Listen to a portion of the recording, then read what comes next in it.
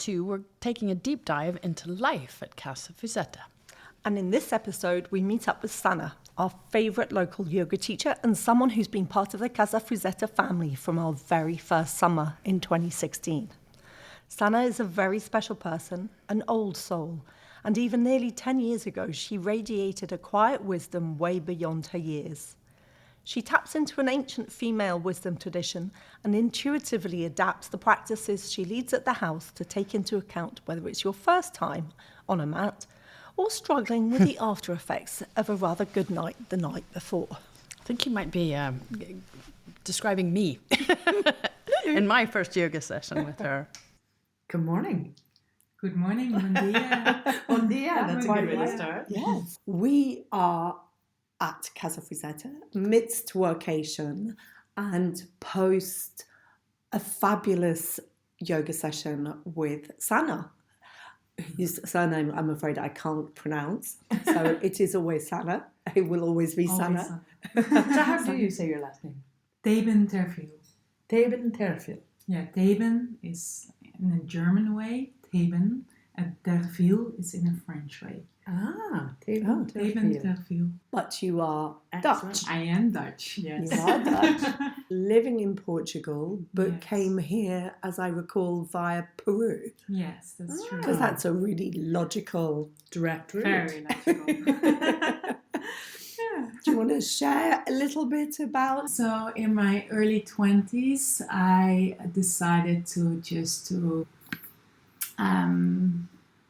escape the Netherlands, because the Netherlands is a lovely place, but it's also very grey up there and cold, and that affected a lot me, like mentality, my mental health and physical health. So I decided just to go away and to find and to travel and to find another place to live in and to root myself down. So I first bought a one-way ticket to South America, and then I started there. Yes, and just by myself. Just by yourself. Yes. And so you were in your 20s at the time, or how old? Yes, I was in my 20s, early 20s, I think 22 or 23, something like that. And did you think it was genuinely a one-way ticket, or were you thinking, I'll just get one way, see how it goes, and I'll be back? No, just go. Just go. Yeah. Okay. But before I took that decision, I had a holiday here in Portugal. And and so that was my first holiday here in Portugal. And I thought, this is also a lovely country to be in. The weather is like gorgeous here, so weather-wise. And so I was very young back then, so I really enjoyed the surfers lifestyle. So I had Portugal in the back of my mind. Okay. So, Interesting. So I left to Peru, tried to settle there, but it was very complicated. And then I decided to come back to Europe and then to Portugal. Yeah. And what about the yoga journey? Where in that arc did yoga come into your life, or was it much earlier? Earlier, when I was like 10, 11 years old. Wow. I started to do yoga, and meditation. I've been through some medical issues, and yoga and meditation always helped me to go through it, to stay centered and that. I started very young, and I really enjoy doing it. So. And was it something that someone recommended to you, or you found yoga on your own, or how did you? I think my parents, at that time they did yoga. Okay. And so like in the family we were familiar with it. Yeah. And my mother also did pregnancy yoga. She believes that I am like born with it. So and I would say yes. Yeah. Very I would say definitely. yes too. So I think, it just got my attention. And when I was young, and it is, back then for me hard to find another sport to do. So this was really like easy to do, not the physical types of yoga, but yoga is not really about physical achievement. It's all about finding yourself and a spiritual practice. And that is what I kind of needed back then on a very young age. Yeah. That's wonderful. Yeah. Good thing to find. Yeah. And So did you I so started did then. you do training, or was it through the family practice of yoga you learned, or did you went on to do? Yeah, so I followed some classes. Of course, when you were 10, you do some child yoga, kids yoga, stuff like that. And I read a lot about it, about the philosophy. And so then when I got older, I did some trainings in the Netherlands. And, but it's also kind of when you're born with a skill, when you're born with the skill to paint, or when you're born to be a footballer, you become it, right? So it's like, I just feel it's me. You see, I just embody it. I don't need to learn much about it to get it. I get it. Comes naturally. It comes naturally, yes. That's very interesting. Yes. So that I did, but I was studying too. So I studied something else. I studied event manager. So so I was different. I was working in the event and music scene in Amsterdam, and then I decided, okay, this is not my purpose. I'm good at it, but it's not what I want to do. And then I started to become a yoga teacher and doing things like that. Yes. Fantastic. And the good thing of being a yoga teacher is that you can do it like everywhere in the world. Yeah. So, yeah. And now also massage therapies Yes, and training other people. Training other people. I didn't know that. Yes. Yes. Wonderful. Because you split your time between Portugal and the Netherlands. And then here I have a studio at home where I can receive my clients. So I do a lot of body work as well, holistic work, therapy, not only yoga anymore, more than that, because it's a lifestyle, right? Yeah. Yeah. And I presume you go back to the Netherlands in the summer? No. You're gonna be here. Oh, In no. the summer, there's no work in the Netherlands. Because they're all here. They're all here. They're on holiday. And no, so I go back forwards 10 times per year. Wow. Okay. But not in the summer. No, you want to enjoy the beautiful Algarvian weather in the summer. The hot weather here. Yeah, because actually, and even better, Sanne, I don't know whether you're still doing it, but for several years, you rented a mutual friend's house on one of the islands, and you decamped there for a month? Yes. I'm probably going into enjoying beach life, island life, where everything really slows down. Exactly. Yeah. In summer, it's just a very hot season here. So Yes.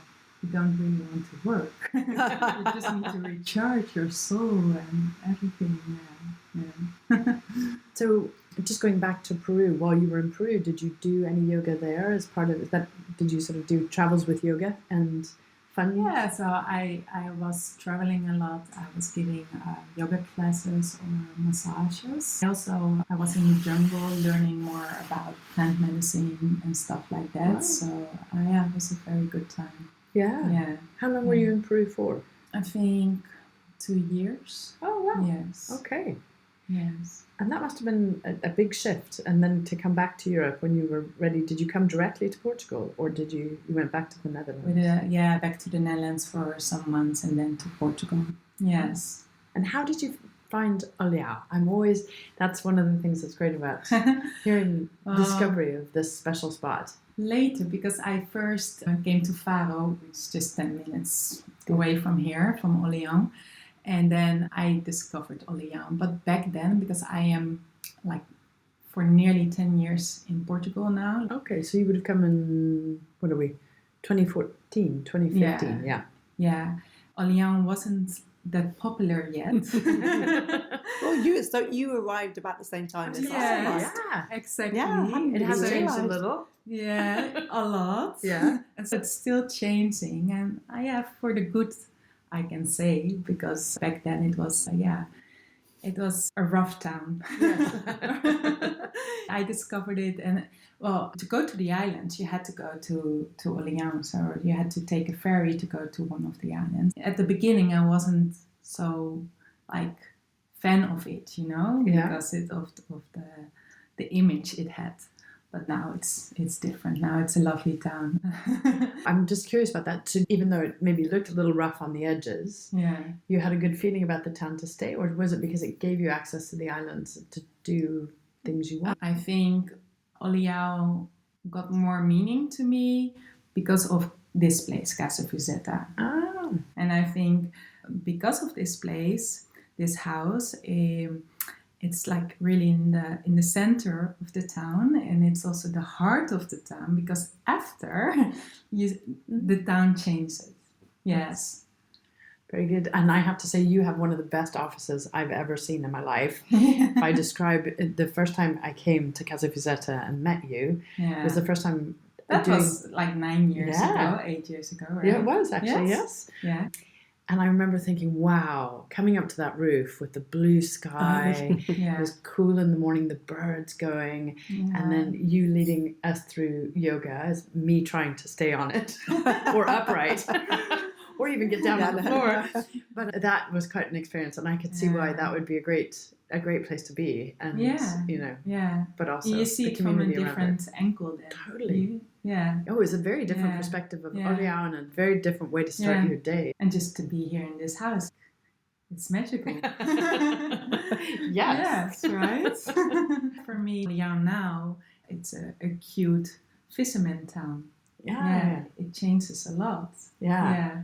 Yeah, some of the edges have been softened. Yeah. Yes, exactly. They're not gone. No, they're still people around. need to understand, manage expectations, but it is a really special, magical place. And do you, in terms of people in the town, are you finding that yoga is very popular, not just with visitors but with locals alike? I don't know if it's really alive. I think it's not like so alive, yoga, among the locals.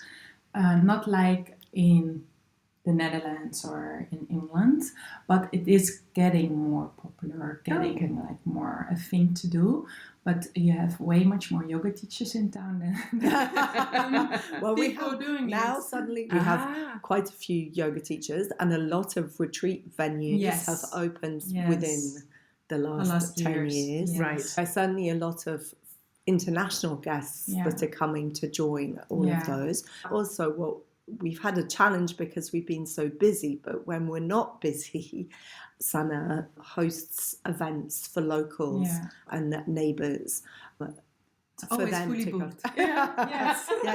To come and host a That's very special. popular. Yeah, that's very popular. Yeah. And does that include Portuguese people, or is it just So I'm very blessed to do that, and it's very kind that see that you are opening the doors for the local community, because locals are super curious to see this place. They are not only coming for me, unfortunately. They just want to see the house. And then, okay, let's do the yoga too. But no. So if 16 people are coming, 8 people are Portuguese and living around, and then 8 people are like foreigners or expats. Yeah. That's a great idea. Yeah, but that's still good. That's a good in a way balance. that's still half. Yes. So, Yes. yeah. But it's a great idea to open it up so that for both, the house and the yoga makes sense. It's kind of encouraging. Well, also, we've always felt that these houses have to have life in them. When people go, oh, how do you feel about other people in the house? I was just like, it's wonderful. Yes. It needs life. It needs energy, and that's what everybody does, and they contribute. Yeah. And you feel that, actually, genuinely. Because even if there's been a couple of weeks, in the winter months, sometimes we'll have a couple of weeks that are quiet, and you can feel the difference in energy when you come back in if it's been quiet, and then a couple of nights and we're back.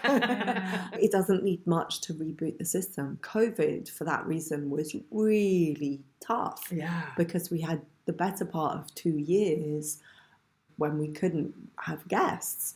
So one of the things that Sanne and Johnny, who we'll meet later, very kindly agreed to do is that they did live. We did on the Instagram. I think it was Instagram Live. Yes. Yeah. We would do some sessions, online sessions where they would come to that. They could come to the house, particularly because they were working. We had to make it formal and legal so that they could come, and then they broadcast. And in fact, I don't know whether we had a chance to tell you, but in the summer when we were here, someone reached out to me via Instagram and said, I'm in Orléans. I'd like to come and visit because you saved me during lockdown, because I would tune in to those sessions that you were doing from the house. Wow. And she was living and working in Abu Dhabi, of all places. I'll tell you offline that story, which is incredible. And what was extraordinary was that until last summer, she'd never been. But but the house, and that's what we say, the house and you and Johnny and what was happening had this profound impact on her. And so she came to tell us. How wonderful. Yeah. That's incredible. And actually, I think just even like thinking about that experience for her, but also others during lockdown, you know, you're in an apartment in a city, and to see you on the rooftop or in the house, but particularly that blue sky and kind of that just breathing in and feeling that energy. It's, you know, even at a distance, it's a powerful and breathing thing. through, you know, you're holding space together and far from each other, but so close and going through a sensitive time. Yeah. That's amazing. No, it was truly amazing, because I remember that very first one that we did, or you did, from the meditation room. Yeah. And the meditation room, if you have a look on Instagram, you'll see it's actually quite small. It's beautiful, and we have these amazing stained glass windows, but it's an intimate space. It's an intimate space. Yeah. I think we can, when we so. do. But my point is that if people are lying down, for example, for a sound bath, the most we can fit in is 10 plus Sanne and Johnny. Yeah. And when we did that first one, I was nervous as to what kind of impact, and could you tune in? And the answer was, I was here within milliseconds. I energetically felt completely connected. But the other thing was that we had about 450 people join in live. And it's like, well, amazing. You would never have been able to fit that many people in real life into in that little room. Yeah. Or even in the house. It was a very, very special first session. Yeah. That must have been incredible. Yes, because you just had no idea, A, whether it would work, and B, how people would engage with it. And it was also so new to us, because we never worked online. Now it's like, okay, it's not a new thing anymore. No. So after COVID or during COVID, people started to discover, okay, how to work online. And this was also for us just the first thing to do, you know? Yeah. The first session online, okay, how's it going to be? And it was a great experience. That's really good. Yeah. And actually, the sound bath, I'm very excited about this. And maybe we can talk a little bit about that, or share a bit, because I think I didn't really know what it was. I haven't been able to do one at Casa Fuzetta until today, so I'm super excited about that. But I found the experience just extraordinary, and I don't think I thought it was going to be. Maybe I didn't really have anything in my head particularly, but it was such a powerful experience, and it will be interesting to see a different one today. And how often do you run them, and what happens, and can you tell a little bit about the experience and the purpose? To answer your last question, the purpose, I think it's just to heal in the moment. Whatever needs to be healed, and to surrender, to be, and the sound is there to move through your feelings. Johnny is the sound healer, and I do the guided meditation. And we like working together because the energy and the synergy is when two people are coming together with the same energy, is just plus, plus, plus. Okay, right? So he is safe with me, I feel safe with him, and then something magical is created. And it's always different. I was going to say, every experience is different. And it must also be because the people in the room will bring an energy. Exactly. I'm just exactly. as I asked that question. Dynamic as well. It's really what has to create in the moment and what has to unfold in the moment. We don't know. And because we both work, like, in a way we channel, right? So sometimes I do prepare a meditation, but it's all channeled.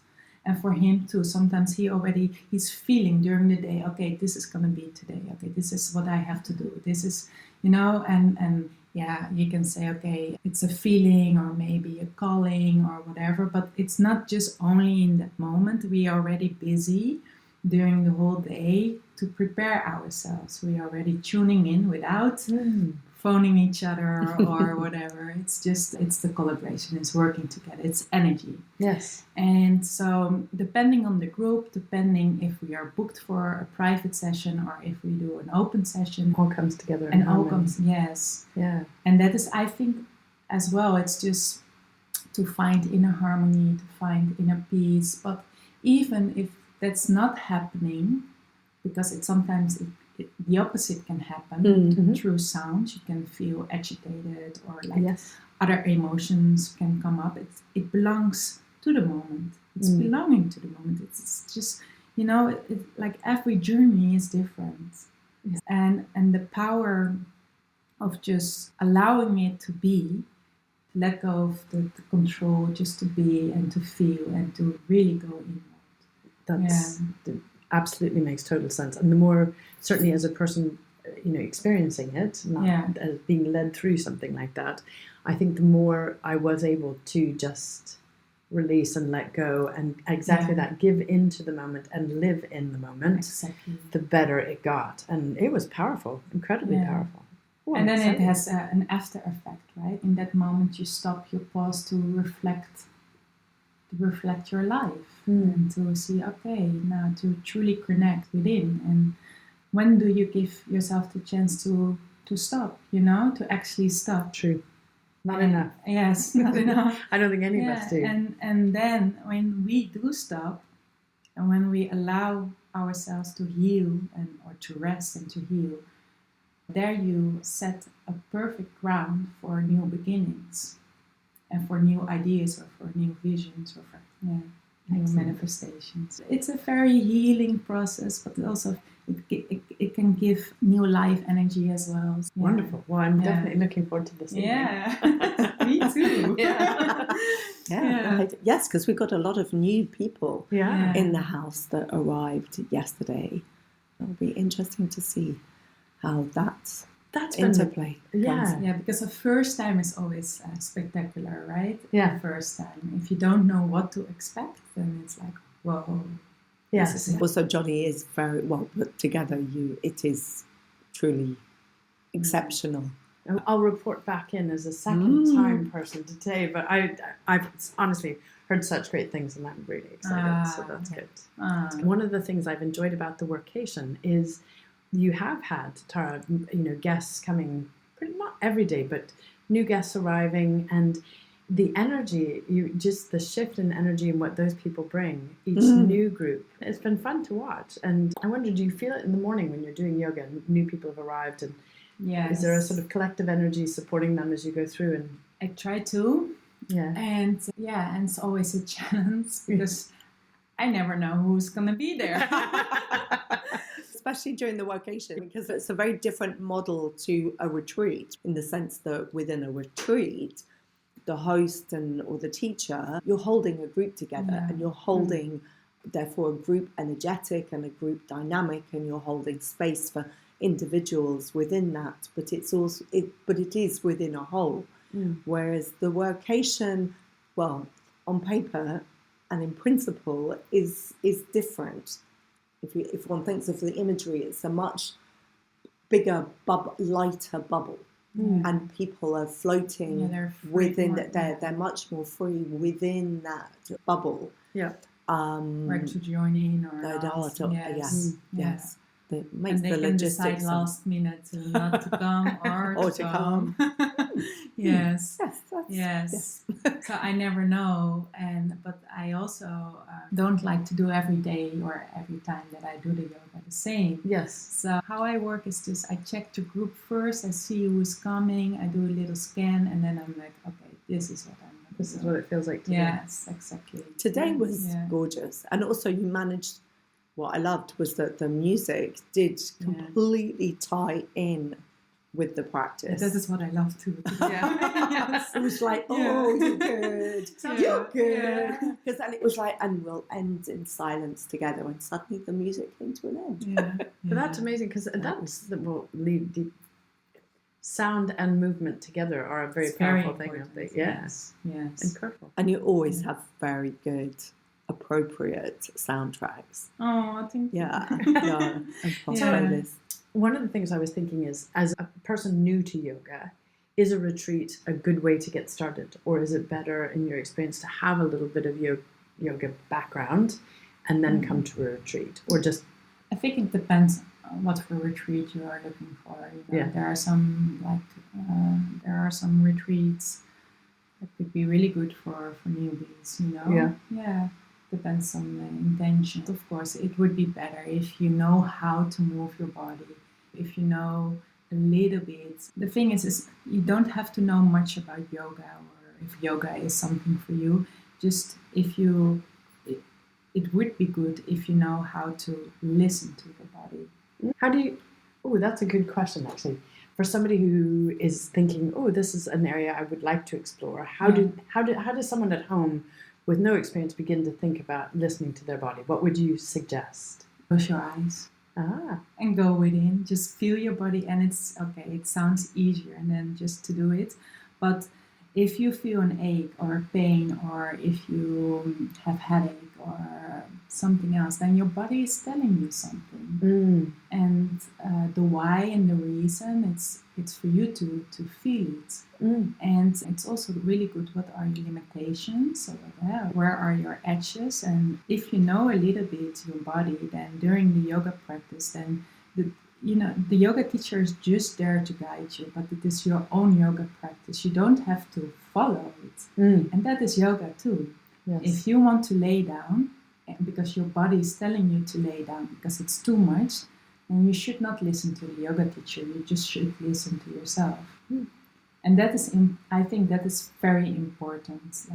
Very important when you start, but also when you're very advanced. Just listen to your mood, your body in the moment.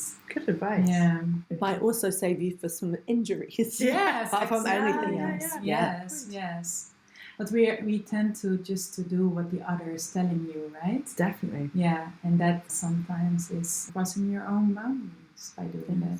Follow your own heart. That's a good metaphor for Yes, life, actually, following isn't it? your Maintain your own heart. critical thinking. Yeah, Yes, exactly. All those good things that we tell ourselves and Yeah. then forget somehow and Yeah. don't do. So what I said, yoga is a spiritual practice. It's all about getting to know yourself. Yeah. And yeah, that's Wonderful. important. Yeah. And you're running retreats now. Well, not like a lot, or I just do one once a year, a retreat here in Olean. But I got it in Dutch, so not in English. Okay. Yes, and it's already fully booked because Well, yes. that's great. I was going to say, That's in October. That's in October. Fantastic. And just a month ago, I published it. And it's already wow, full. congratulations. So yes, But really that's good. great because that's Yeah. your second Yes, and I did. of late, anyway. Yeah, so I did like in the past, years ago, I also hosted a retreat, and I really like doing it, but it's also a lot of work. Yes. Yeah. I don't know what you're talking about. So,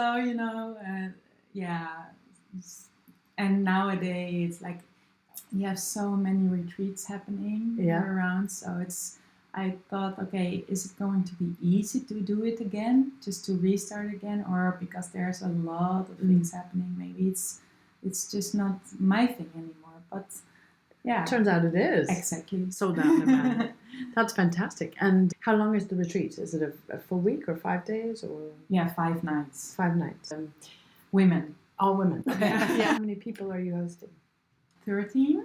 Oh, Yes. lucky 13. Good Lucky, number. exactly. And it's called the Yin retreat. So it's not that we don't move, but it's embracing the femininity and also to soften a little bit more, Yes. Okay. So I think that is the goal. The theme is just to relax and to soften and Interesting.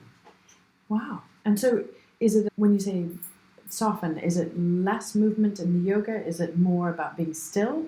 Is it... Yeah, it could be. Okay. Yes, but it can also be just soft movements. Okay. And not to think about how to move. It's not a straight line then. Also in the yoga, it's not, okay, move your leg forwards and backwards and to the side. It's just feeling the body. You can go around, flow around. It has no direction. Okay. That is really like the feminine energy. Wow. Yeah. And is this something that you've devised? Is this something you've experienced before? And is it a practice, or is it something you've created? Is that no, I did not create it. It's just bringing it back into life. Okay. Yeah. And of course, it's so in yoga you have more the stronger versions, Okay. like Vinyasa flow or Ashtanga, where it's very aligned and going in a faster pace, and you could say maybe more young energy, male energy. Okay. And that is really good. It's really good to do so. But as we are living in a very male energy world, it is good also to slow down a bit and just to feel more and to, not to think too much, but just flowing more. And tap into the female energy. Exactly. Okay, I'm getting it. Yeah. Good. Yeah, and that's because yin And yang. yin and yang, and yin is female energy, resonates with the female energy. Fantastic. But it was interesting when I went to go and see a Chinese doctor a little while ago. All my energy was down at that point, and they said we have to work on your yin first, because if you activate your yang, your yin can never come alive, as it were. So start with your yin, focus on your yin energy, and after that bring because the yin nourish the yang, and yang nourish the yin.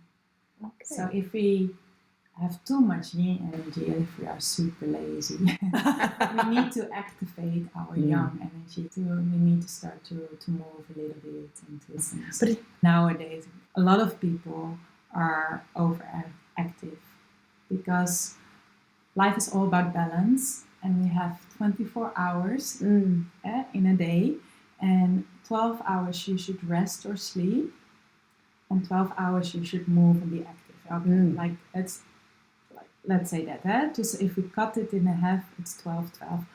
Are you resting 12 hours a day? No. How much do you sleep? Oh, I'd say it was pretty good if I got 7 hours of sleep. Yeah, so there are still 5 hours left.